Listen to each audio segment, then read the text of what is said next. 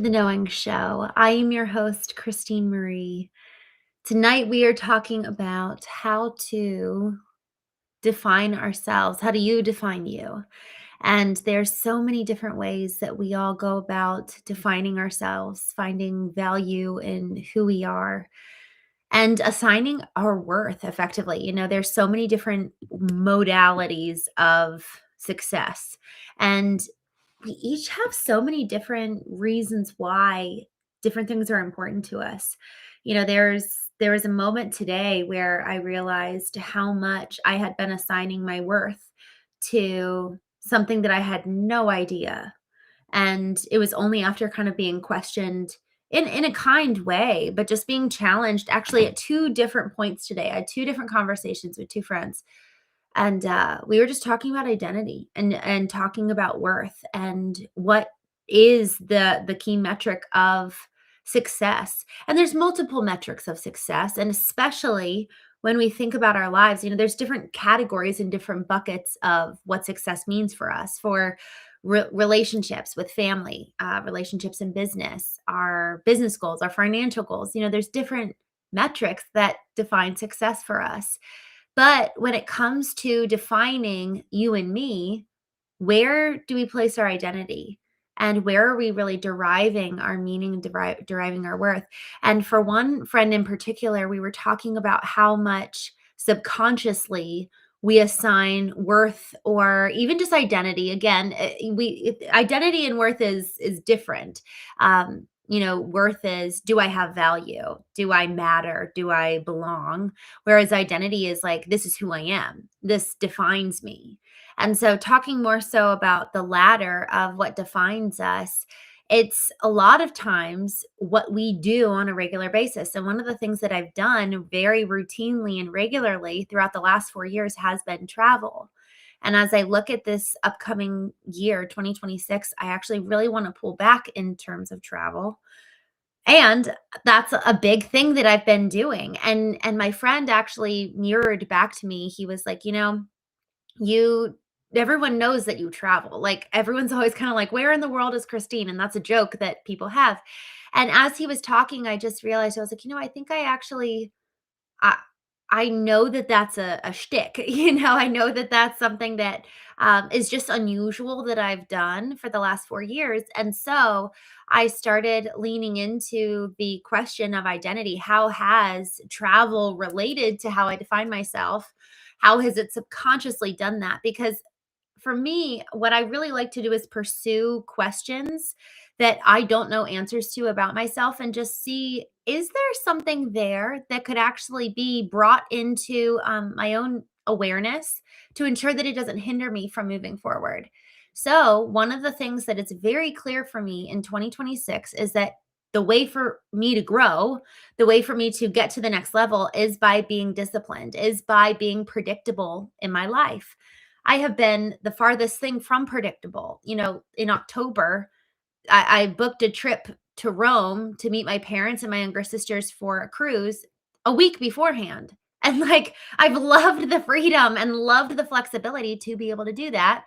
And so the thought of not traveling, the thought of putting in predictable habits and behaviors, there's a fear there. And I realized that there's a fear of getting bored, and there's a fear of, well, what does boredom then say about me? And what's funny? Even as I say this now, I'm getting, like, I can feel a little pit in my stomach even as I'm talking about it, because there's still some stuff there that I think might be unresolved still. And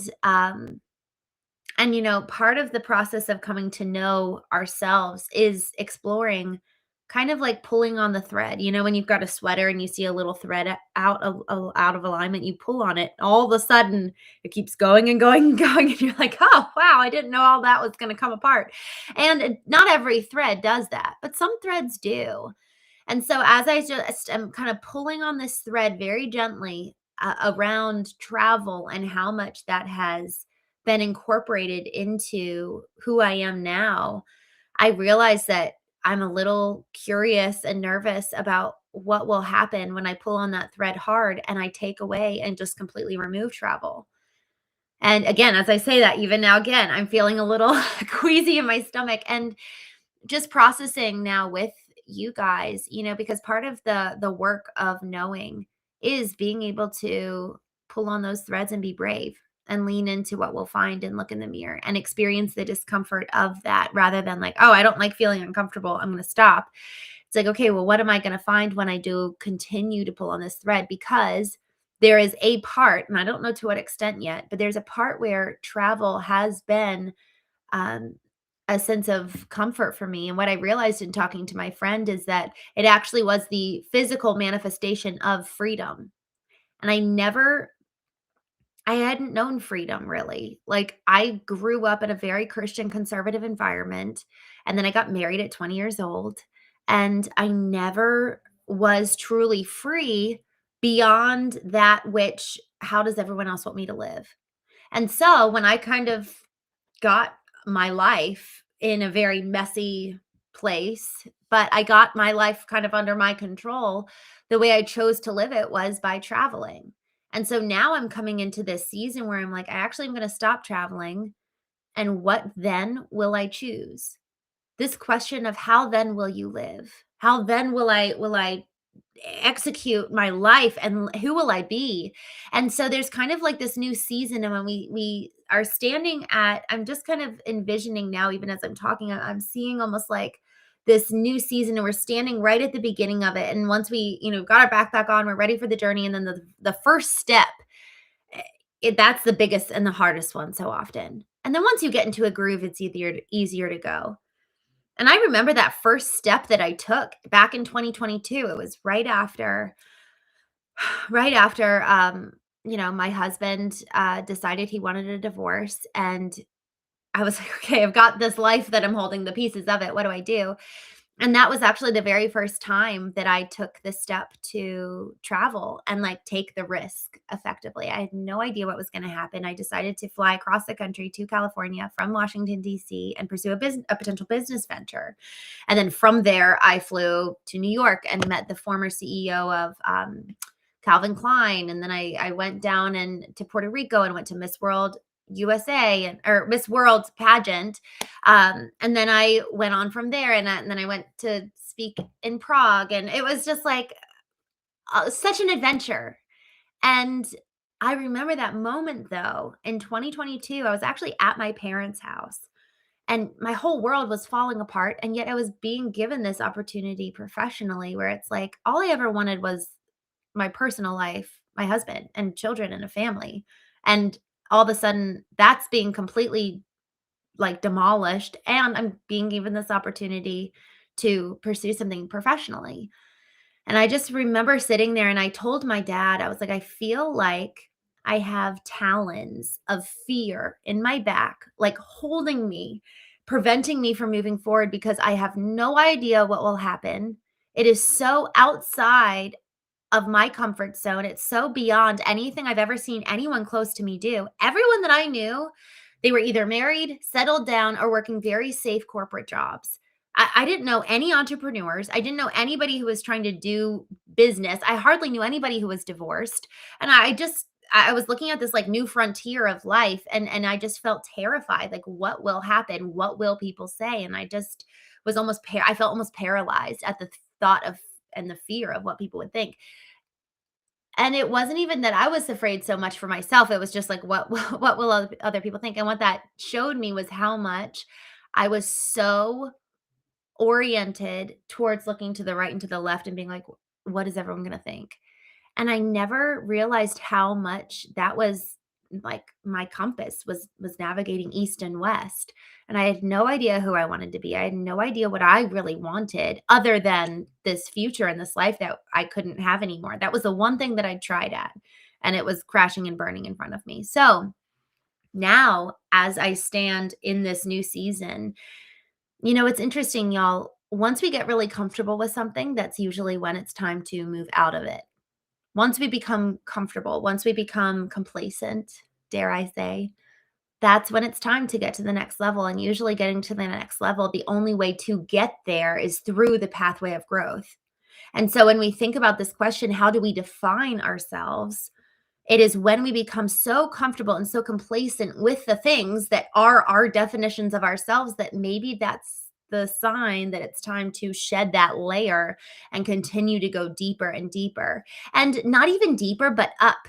Like, I just know, I feel it in my inner being that for me to really get to the next level in my calling, in my life, is for me to cultivate discipline. And I know also that in the past, when I look at, I talked about this last week, when I sit and look at my life thus far, the peaks, the times when I have been most successful, the times I've been most impactful for myself and for others, it is when I am on my habits, when I'm waking up at 4, when I'm doing the gym first thing, when I'm doing my vertical alignment, which is my time in the morning to make sure that my compass is navigating north rather than east and west, because that is my autopilot to be navigating, looking to everyone around me to tell me who to be, how to show up. And so that's my MO, that's my modus operandi. And so I actually need to intentionally reorient, re-navigate. And so mornings are the most important time for me. And so I know that when I'm most impactful, it's when I'm waking up. And so I can't be switching time zones every couple of weeks, which is what I've been doing the last 4 years. So because of those two things, I know that I need to be more disciplined. And I know that when I'm most disciplined, that's how my mornings look. All right, now I know the pathway for me. But the consequence of that is relinquishing this thing that I really, really have loved, and this thing that actually has served as a manifestation of freedom. And so when I think of giving up travel, the discomfort I feel, like the kind of the gut feeling, why is that there? And so whenever you and I feel that sense of discomfort, that's our signal to go inward. That's our signal to pull on the thread and be like, why do I feel this way? And there's usually something from the past that's showing up today.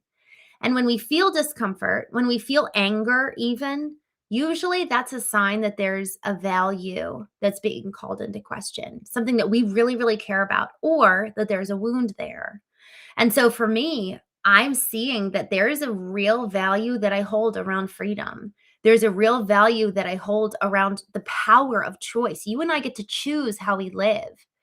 And so, because so much of my new life, so to say, this power of choice, this power of freedom, this power of walking in the fullness of experiencing life, I have only ever done that within the confines of travel. So if I was to remove travel, can I still implement those values and choose to be this person that frankly I really, really love and that I want to continue to live vibrantly? So how do I do that within the confines of kind of a normal structure? And so that's really what I'm going to be focusing on this upcoming year, is that rather than having the external elements be defining aspects of who I am, it's the internal. So freedom is a defining aspect, not travel. And for each one of us, each one of our values, sometimes it's easier to actually look at the external things that we really care about. So for example, if you love going to the gym, if you love watching movies, if you love comedy, like how do each one of those external habits underneath reveal something about you and me that is highly personal and highly precious about you and I, that is a core value to who we are. And then when someone says, "Hey, who are you?" You can say, "I am someone who just treasures joy. I love laughing." And the way that that shows up is I actually love going to comedy shows, or I love watching TV. For me, I really value freedom. I really value taking up the power of choice, which Viktor Frankl, who's the author of Man's Search for Meaning, called the greatest of all human freedoms, which is choice. And so each one of our values often shows up in things that make us angry, or things that can actually like make us feel uncomfortable when something happens and you're like, oh, I feel stuck. It's like we're activated, our nervous system gets activated, and usually there's a value there. There's a value that's either being threatened, or a value that needs to have additional light being shown on it to really come to its fullness and full understanding. Because sometimes there's shame wrapped around those values, because we've never taken the time to really understand it to begin with. And so, what may feel like or sound like anger might actually be a part of us that has never been given a voice before, to say, this matters. This is actually so important to me. And by taking the time to become aware of it, we then understand it and we can express it and take action accordingly. But first step is awareness. And that's actually the first step of emotional intelligence, which is to cultivate this ability to sit with and be aware of what is going on inside of us. It's like we've got these clues. Our emotions are clues around key points about who we are. So if we're ignoring our emotions, we're ignoring parts of ourselves. And in the sitting with and becoming aware of those emotions, we come to also become aware of ourselves. So, with that, I'm just going to take a quick moment and check into the chat and say hello. Um, I am down at the very, very bottom, so I'm sorry. I'll scroll back up to the very beginning of the chat. Um, but I just saw Sauce Dupe Will, yeah, romantic comedies. I love rom-coms. I am such a big fan. Okay, so some of my favorites, How to Lose a Guy in 10 Days, just such a classic. Uh a- as we life what is it? Life as We Know It. It's so funny. Something just go with it. Just Go With It is hysterical. Adam Sandler and Jennifer Aniston. What's the one, with it's another Adam Sandler, of course, and, uh, they go to Africa on a safari. It's so funny. What's her name? Um, she was in the movie where she gets amnesia, another one with Adam Sandler. Adam Sandler's been in a lot of good rom-coms. It's so funny. Matthew McConaughey too. But I love those rom-coms, romantic comedies is funny. Lily, thank you for joining. Chuck, good to see you. Frito. All right, just going back up. I love that comment. Saul, good to see you. Mm, Code uh, Bebop, you said you can be whoever you want to be as long as you don't infringe on the rights and spaces of others. It's so funny. I actually think that there's so much opportunity for us to really just reorient our focus on ourselves, because from that point of us filling up our own cup and us actually taking the time to really invest in ourselves, we then love better. So it's not investing in ourselves, drawing up boundaries, cutting people off for the purpose of, honestly, selfishness, but it's for the purpose of love. I actually can love better and give better when I'm coming from a place of fullness. And that fullness is on the heels of taking that space in the morning to get vertically aligned. That's pulling every part of me into alignment vertically under my own ideals, under the divine of who God says that I am and who do I want to be. And for those of you who are interested, verticalalignment.com, you can go to that domain, and I have 21 days of just exercises, prompts that I created actually on my birthday last year. And it's just my gift to you. Um, Christopher Adams, good to see you. In terms of free choice, you recommend First Peter 2, verse 16. I'll go check that out. I'm not sure what that says, but I'll go check it out. Chuck, good to see you. Eyes opened. Thank you. Thank you so much for joining. Um, Let me just see. I want to see who else is on here. Owerty. Yes, I'm on multiple channels, so I am live a couple different places. Um,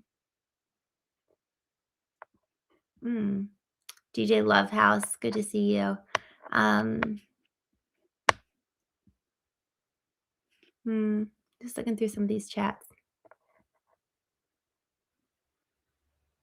DLib, I just saw your chat. I think it's so interesting. Around travel. That's part of the reason why I actually wanna just stay put for a bit, and just really establish a cadence of predictability, even just in terms of work execution, like always sending the newsletter the same time every day. And there is something that actually breeds a sense of reliability and trust when there is the normal pace and cadence of things, and so I don't regret anything from the last 4 years of travel. It's been really life-giving. And what I found, this is something that's really interesting, because I actually was challenged on this point. I was on a podcast, and the host he just challenged me, and I loved it. It was a really, really good conversation.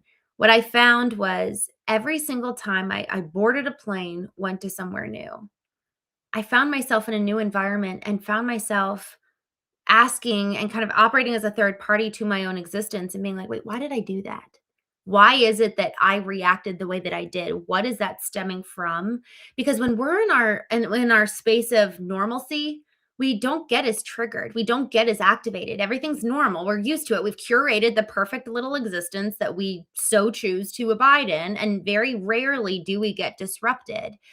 And so, by intentional disruption, picking ourselves up, putting us into a new environment, we actually get to be jostled around and toss it a little bit, and then we get to see what we're made of. It's like removing the level of comfort and choosing the discomfort of something that's new. And rarely do we actually get completely new environments, new people, new food, new culture, I can't actually speak the language. What am I going to do? There's so much that comes in that experience that really forces almost like a maturing of our personhood, and also an examination of it.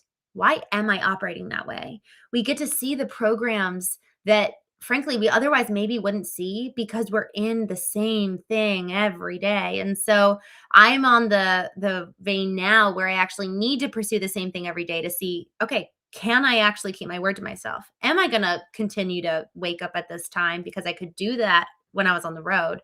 But what about just being home where it is normal, where it is, God forbid, boring? And can I find meaning in the ordinary? And I have in so many ways. And can I do it to this extent? Because here's what I don't want to do. The majority of my 20s, I was married. And then my 30s so far, I've been living this very, very fun life. So I'm like, okay, this is a test, this is going to be hard. And I think it's exactly good and right to put myself in a hard position. When I first started out on the journey of cultivating emotional intelligence, it was so uncomfortable. And now I actually find that it's now more comfortable for me to talk about that conversation rather than to jump on here and talk business. It's actually, I'll go get up on stage and talk about business because that's what I do. When I get on a podcast, I'll talk about business. But when I get on the Knowing Show, it's like, let's talk about emotional intelligence. I just love it so much. So now it's like, let's flip the script. Let's actually start getting on stage and talking about emotional intelligence, and then getting on the show and talking about business, and then not traveling. It's like everything that I do that becomes normal on a pretty regular cadence, I just want to flip the script a little bit, just change things up, just make it a little bit more different. Even earlier today, I was actually on the Craft and Calling podcast live. And this is a podcast specifically for folks in the trades and construction industry. And there is so much overlap in the way that we show up in the boardroom. It's very similar in the way that we show up in the bedroom. There's not a ton of difference. If we're not able to fundamentally be vulnerable with ourselves, with our partner, with our board of advisors, it is going to be so impossible for us to get to the next level in business and ourselves personally as a leader, much less so our own healing. It's like layers, that all come back down when we look at the layers of who we are in business, and then who we are in relationship, and then who we are alone. So I really, really love this concept of really putting ourselves in different environments that challenge us to look in the mirror. It's like shining a light on the dark places. And the dark places doesn't mean it's bad. The dark places are, oh, I haven't been there in a while. What is in there? And so that's part of this season of life for me.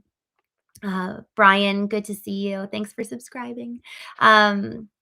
Foxy, good to see you. Dr. Drew or Mr. Drew, I'm happy you're here. Count me in. Lendl Jr., good to see you. Willie, Kelly, or Kel, I guess. I did. I just put some names in the chat to say hi. Good to see you guys. All right. I'm going to go back down to the most recent chat.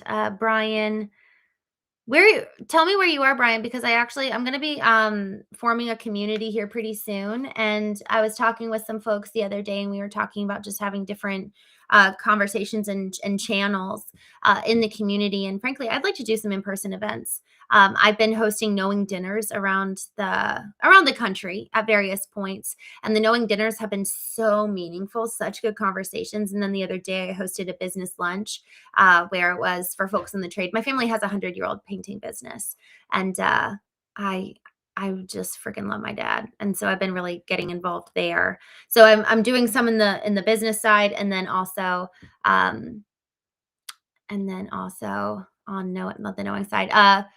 QWERTY, I think that's how you say your name. I've got a couple different chats going, so I'm reading them all, but you guys might not see each other. So Brian, you're from Texas. QRD, I'm wondering where you're from. San Antonio. My brother's from San Antonio, or he lives there now. And you should, if you're in San Antonio, go to Gather Brewing. Two of my dearest friends opened that brewery. It's so fun. But honestly, it'd be fun to do something in person. If you go to ChristeneMarie.com, I'm trying to think of what form you would fill out. But I need to do this. I need to create some kind of a form or something so that we can actually stay in touch. And then that way, when I go, I'm planning to be in San Antonio, I think over Easter. So it'd be fun to do a knowing dinner. But yeah, guys, put in the chat if you guys want to do something in person someday, and I'll do an event. Christopher, you said Socrates famously said, "An unexamined life is not worth living." This speaks volumes on the premise of applied ethics. Love that. I think he also said, like, the most important thing we can do is know thyself. And y'all, this is why we're here. Every morning we've been going live and talking about we've been talking about A Course in Miracles. We've been moving through that workbook together and just going through one lesson a day. And that's kind of like the mental playground, the gym of our mind to work out the muscles and actually try to cultivate new programs and new ways of thinking. And tonight on the show, this is really where we go through on the emotional intelligence side of how do we cultivate those tools and the ability to think something new and the ability to interact new. I'm just looking here at Brian. You said deal. I love it. I'll figure out. I'll figure out kind of the best pathway to do that. But I think that would be fun. What did you say, Smithy? I do have. I have a branding and marketing business, and then also a digital marketing business for trades companies. The Dread Pirate Rob, you said 100-year-old painting business. My grandpa has one of those. I love that. You said a cow business. Does he do heads of cattle? I think that's so cool. My sister-in-law, she married my brother who lives in San Antonio, and her family has, I think it's 2,000 acres, and they do sheep rearing. So they sell the sheep both to eat, but then also the wool. It's so funny. Growing up, my grandparents had not a ton of animals, but chickens, a horse, a donkey. What else did they have? A goat, a sheep. The sheep was really mean. Yeah. So it's funny growing up though, because a lot of friends who are in the city have like never seen livestock. So it's fun to actually grow up with that environment. I think that that's a real pleasure. Ravine, good to see you. Thank you for coming on here, Frito. Thank you for joining. Minash, good to see you. Neurology doctor in New York City. Wow, thank you. I feel like that's like a thank you for your service type of message. Y'all, thank you so much for joining tonight. This conversation around how do you define you, I think it's really important for us to consider, how do we define ourselves? What are the values that we want to define ourselves in principle? And then how do they show up in practice? Because a lot of times we'll have great principles, great thoughts of how we want to be, who we want to be, but then they don't actually translate into the way that we live our lives. I was talking with a friend today and they were like, yeah, my ex-wife talked it was great what she said, but her life didn't reflect that. And so where is there a lack of congruency between what we say and what we do? And then how can we draw some real parallels? And that's where this is the great time to just take a quick audit. What does actually get you upset? What does get you uncomfortable? Because if we lean into those and pull the thread, there's probably a couple stories there and at the core values that maybe haven't seen the light of day and perhaps should. The Dread Pirate, you said, he used to be a farmer when I was a child. The horse bit me on the shoulder. Oh my gosh. I'm so sorry. That's so traumatic to have a horse bite you. Jeez. My brother was thrown from a horse. I think he was like 7 or 8 years old. And yeah, that was rough. Manish, I've done a little bit of that. I'm not officially by any means, but I do love it. I think it's so much fun. Christopher, it's fascinating to gain some awareness of our lineage. I'm a direct descendant of Roger Williams on my father's side. How cool. You know what's interesting, since you bring up lineage, there's something around understanding, to your point, around generations and how is it like, what are we taking from generational lineage that is so good and so positive that we can really capitalize on? And then what are some things that we actually need to distance ourselves from, and some almost like old patterns that need to be reworked and rewired in our brain? So to your point, it's so important to know, where did I come from? My grandparents, I'm so grateful for this. They've created little booklets from their great grandparents. So now I can go 5 generations back and just understand, where did we come from? And then it's on whose shoulders am I standing? And man, doesn't that just give us such a sense of gratitude? There's a book called The Gap and the Gain by Dan Sullivan. So, so, so, so good. I have it on Audible, and frankly, I've listened to it, I think, 3 times, and read it also. Alex Hermosi, for those of you in the marketing space and business space, he talks about this, and I'm so glad, because I was wondering if I was crazy, but he does this, so it's fine. He reads the book while listening to it, and it just, when you're the audio, and then both the visual and audio is stored in different regions of the brain. So when you're doing both in concert with each other, it really solidifies in our memory. So anyways, I thought that that was cool. So The Gap in the Gain, the reason why that's just a really, really good book is because so much of gratitude is powered from looking back behind us and saying, man, look at how far I've come. And look at how far my family came, my parents came. Even today on the Craft and Calling podcast, I was talking with our guest, and she just said she now really has a deep appreciation for her mom, because her mom just worked so incredibly hard, because she comes from a family line of cleaning businesses. Her parents moved and immigrated in the US before she was born.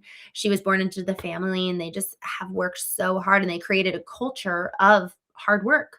And so now she gets to stand on the shoulders of that, and that generates gratitude. And so when we're focusing on the gain rather than the gap in our lives, gratitude is a propelling agent that moves us forward, rather than us just constantly looking at the gap and being like, I'm so far. It's like, how can you not be discouraged and live in kind of almost like a darker state, rather than living in the gain, which is just so encouraging. Um, Frido, thank you for joining. I'm so glad you're here. Um, I'm trying to say the names right. I feel like I'm probably gonna butcher it. I'm saying good to see you. Thank you for joining.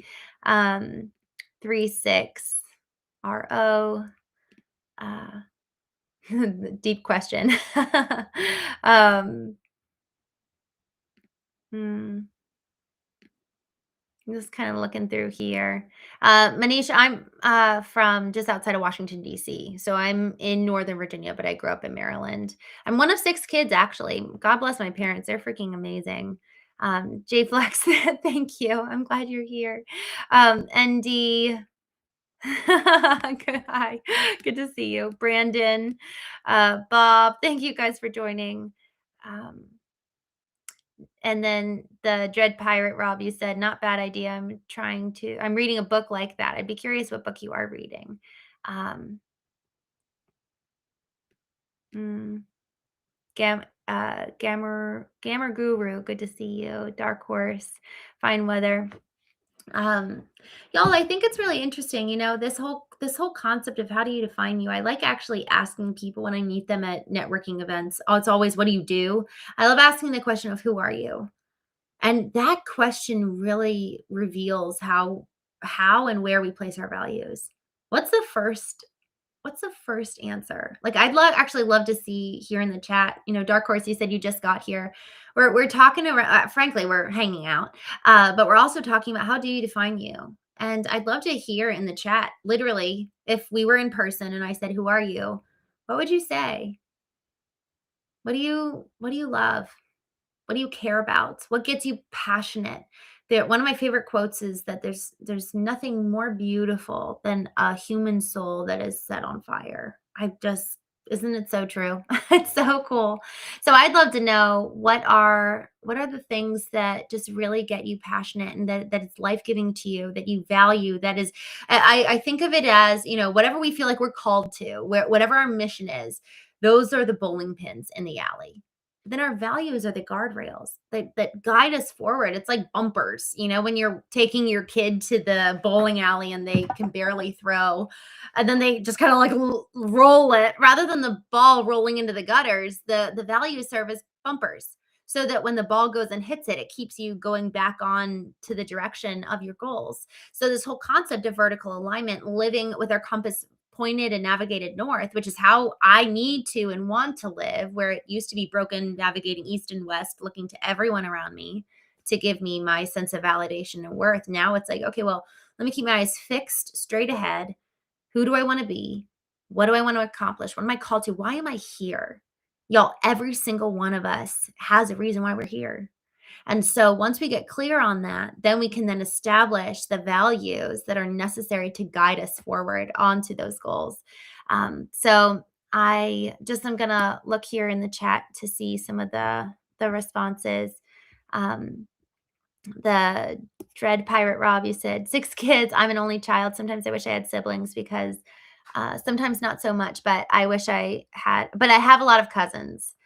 So big extended family. I love that. I think about, I don't have any children, but I would love to have a big family. There's something so special about that. Although I will say, if I had a lot of kids, I think it'd be hard to stay close with my siblings. So I'm like, maybe I don't. I don't know. We'll see. But I'm so grateful for my siblings. And my mom, man, that's what she did. That we were her career. We were her profession. She just invested so much in us.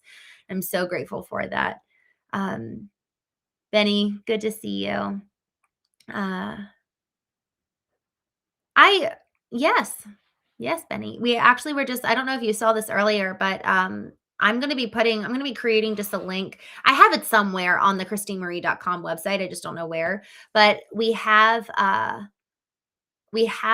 link so that you guys can fill out where you live. And then whenever I go to that town or city, we'll host a knowing dinner. So, uh, yeah, let me know. Let me know where you live, and then it'd be fun. I'll drop a link probably tomorrow when I get back on here.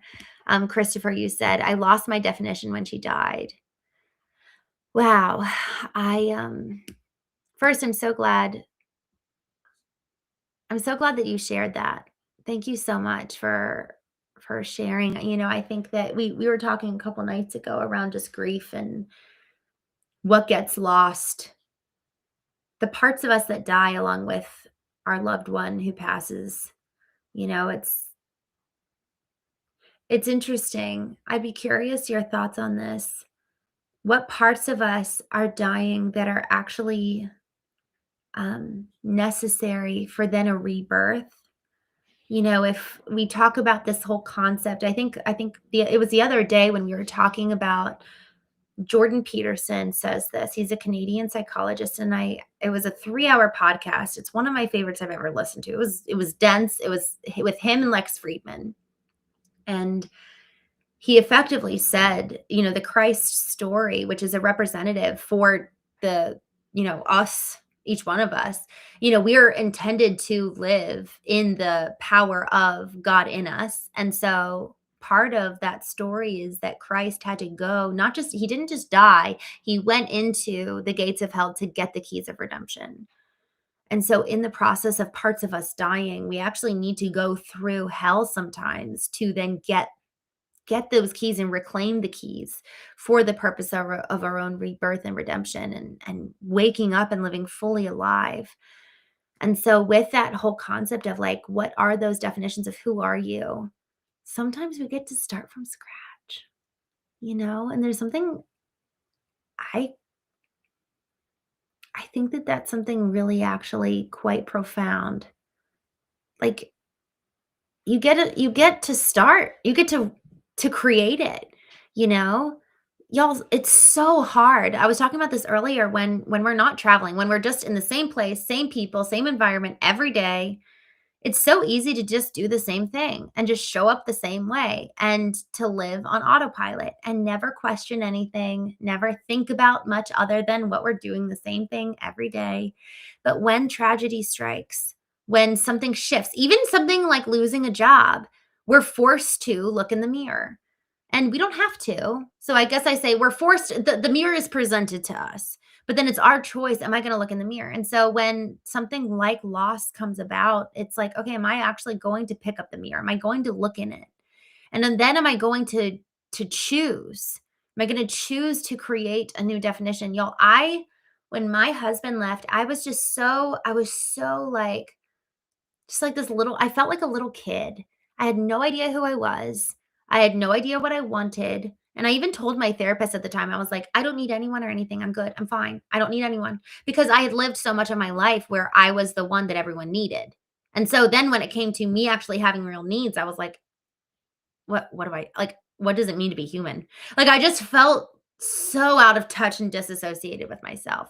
And so, in moments like this, where there's just so much pain and so much brokenness, this is like the moment where we get to decide, am I going to take off there's man, this is so meaningful to me. So, there's a biblical concept where it's God taking a heart of stone and making it a heart of flesh. And so the question is, are we willing to have hearts of flesh? Are we willing to feel again? Are we willing to love again? Do we even want that in the first place? And so with this whole question of how do you define you? Who do you even want to be? Have you ever thought about that? Because I hadn't. I had never thought, who do I want to be? What is my own ideal? What do I actually want? And we ask these questions for the purpose of loving others all the more.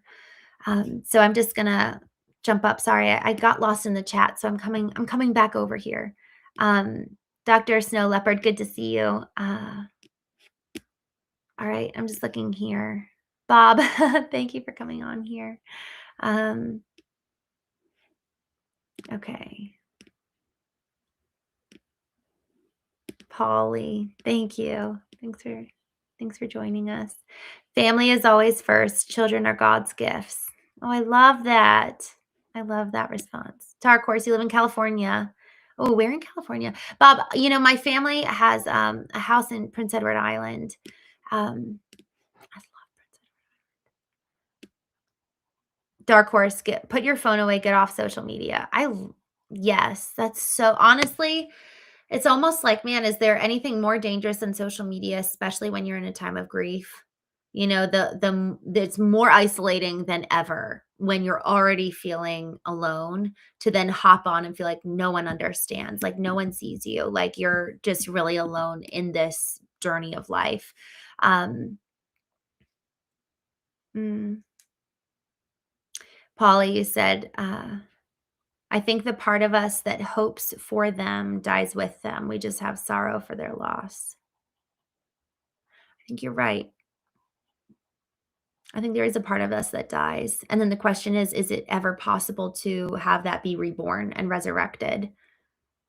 What would it look like? And I think that this actually, I'd be curious for just to hear your thoughts. What does it look like to honor the person that we love? What does it look like to honor them when they're gone? What would they want for us? And like truly, truly thinking about that. I think of my brother-in-law who was killed. He was the most vibrant person. And I think I actually honor him. The more vibrant I live, I actually think he loves that. I really, really do. Oh, I think he'd be really, really proud of who I am. And I think he'd be so proud of his wife, my sister. I think he'd be so proud of her. I think he'd be so proud of his daughter who's 11. She never met him. She was 3 weeks old when he was killed. And yet I think we're really honoring him. So what does it look like to honor the person who passed away? But I think you're right, Polly. Part of us dies with them. Christopher, you got me. I'm thinking. Y'all, my computer is about to die.